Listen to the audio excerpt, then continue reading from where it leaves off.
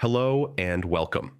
In this guide, I'll walk you through the complete process of deleting a payment in QuickBooks Online.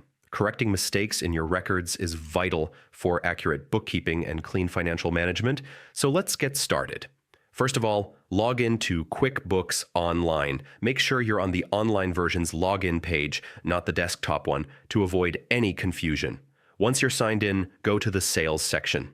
From there, click on the Customers tab. This is where you can view all your customers and their outstanding balances, which is very helpful when tracking payments. Next, find the customer linked to the payment you want to delete. You can use the search bar at the top to quickly locate them.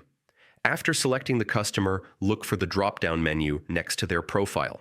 Inside that menu, you'll find the option to delete the payment. Click Delete and then confirm the action. This step is important because it prevents you from accidentally removing financial data you still need. And that's it. You've now successfully deleted a payment in QuickBooks Online. Following this process ensures your financial records remain accurate and up to date